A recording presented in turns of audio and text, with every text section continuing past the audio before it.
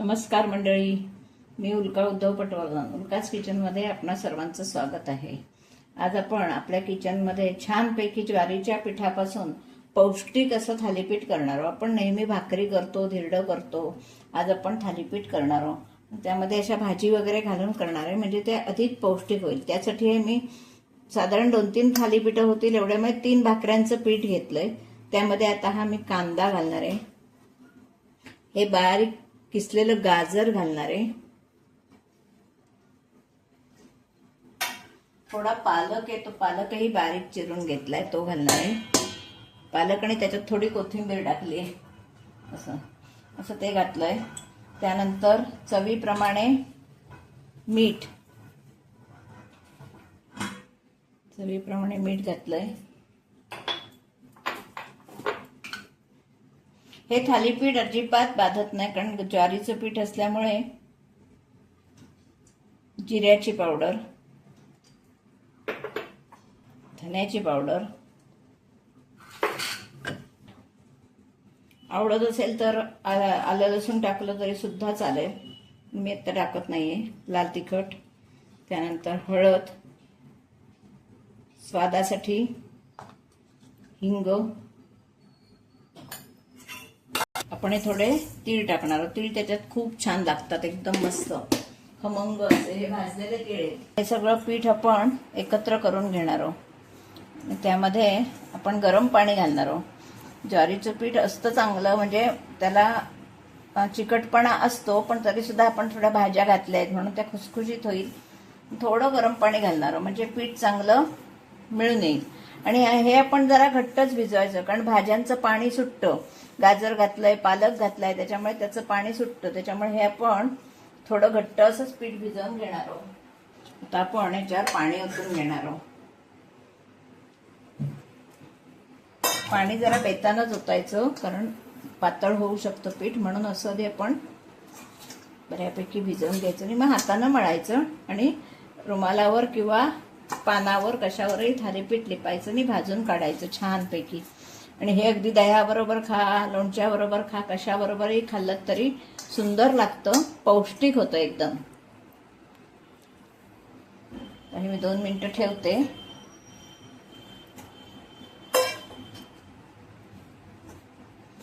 दोन मिनिटं असंच ठेवते, कारण गरम पाणी घातलेलं आहे म्हणून. आणि 2 मिनिटांनं मळून आपण थालीपीठ लगेच करणार आहोत. सुंदर असं पीठ मळून घेतलंय. आता आपण त्याचं थालीपीठ लावणार आहोत, दाखवते तुम्हाला. आपण तव्याला थोडं तेल लावून घेणार आहोत आणि इकडे थालीपीठ लिपणार आहोत. लिपायचं, थापायचं प्रत्येक जण आपापल्या पद्धतीनं म्हणत असतात. आपण हा तवा तापत ठेवलेला आहे. छान पहिल्या वेळी व्यवस्थित ग्रीस करून घ्यायचा आणि आता आपण थालीपीठ लावणार आहोत. बघा, मी आता एक चांगला रुमाल घेतलाय, स्वच्छ रुमाल घ्यायचा, म्हणजे अतिशय सोपं. अगदी कोणी नवीन करणारं असेल तरी त्याला सुद्धा एकदम करायला सोपं जातं. असं पातळ नितळ हवं तसं थालीपीठ आपण करू शकतो. बघा, आता मी हा गोळा करून घेते, दाखवते थालीपीठ. आपल्याला हवं असेल तसं. हे पण छान पाण्याने लिपून घ्यायचं.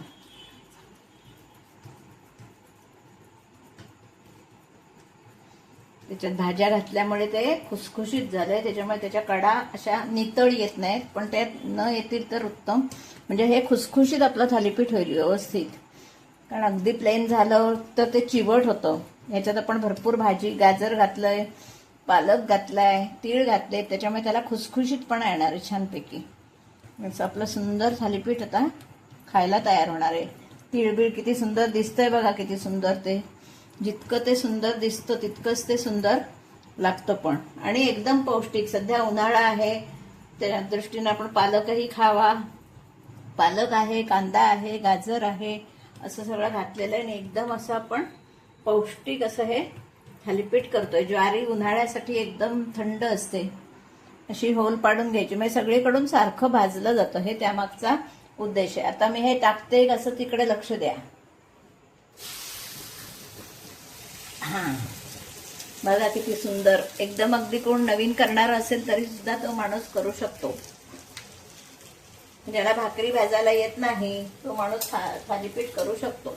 तर हे आपण या होलमधून थोडं थोडं तेल घालून ठेवायचं, म्हणजे ते सगळीकडे तळाला पसरतं आणि छान आपलं थालीपीठ खमंग असं थालीपीठ होतं. आपण ठेवणार आहोत. सोपी आणि हेल्दी रेसिपी आहे.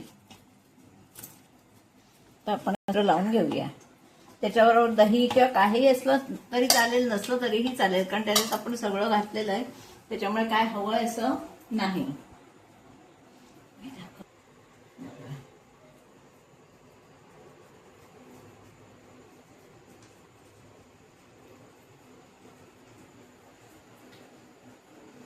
किती झटकन होतं.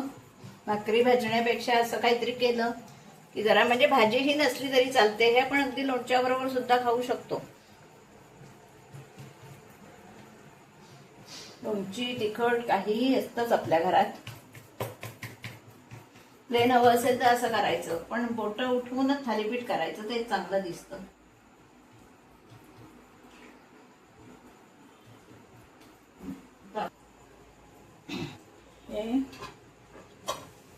परतून घेणार आहोत. किती छान दिसतोय बघा कलर. हा बिडाचा तवा आहे, याच्यावर काहीही आपण करू शकतो. डोसा होतो, सगळं होतं, काय होत नाही असं नाही याच्यावर. फक्त एकदा तो व्यवस्थित तापायला लागतो हा तवा आणि तयार करायला लागतो. पहिल्यांदा त्याला तयार व्हायलाच वेळ लागतो. तो आणल्यावर त्याला तयार करणं हेच मोठं काम असतं. पण एकदा तो आता तयार झाला की आता तो त्याला गंज पण येत नाही, कारण हा तवा मी 2-3 वर्ष झाली वापरते. हा आम्ही कर्नाटकातून तवा आणलेला आहे, कारण इकडे चांगले मिळत नाहीत, म्हणजे बिडाचा म्हणतात पण तो सगळं त्याला गंज येते, त्याच्यामुळे आम्ही हा कर्नाटकातून आणलेला आहे तवा आणि तो छान आहे. आता तो एकदम तयार झालेला आहे. आता आपण हे दुसरं थालीपीठ लिपून टाकणार वर, थापून म्हणा काहीही म्हणा. हे बघा असं किती सुंदर आपलं खमंग थालीपीठ तयार आहे. आता आपण हे काढून घेणार आहोत. असं ठेवायचं जाळीवर. तर आपण परत असं तव्याला तेल लावून घेऊया आणि दुसरं थालीपीठ टाकूया.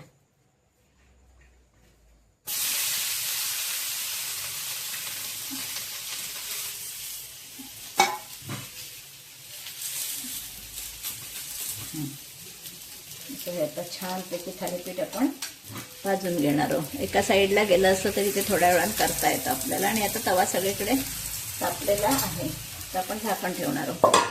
असं 2 आहेत ते मी करून घेते.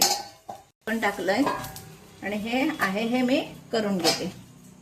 खमंग खुसखुशीत ज्वारीचं थालीपीठ. आता उन्हाळा भरपूर होतं, मग या उन्हाळ्यात असं जर आपण हेल्दी थालीपीठ करून खाल्लं, भाजी भाकरी करण्यापेक्षा, झुणका भाकरी करण्यापेक्षा असा साधा सोपा मेनू रात्रीला किंवा सकाळी नाश्त्याला केला तर तो खूप छान वाटतो. असा आपण आता हा नाश्त्यासाठी प्रकार केलेला आहे. आणि हे आपण त्याच्याबरोबर दही ठेवलंय, त्याच्याबरोबर हे ताजं चक्कू आहे आणि हे थालीपीठ एकदम सुंदर. आता आपण तीळ वगैरे घातले आणि किती खुसखुशीत असं झालंय हे बघा.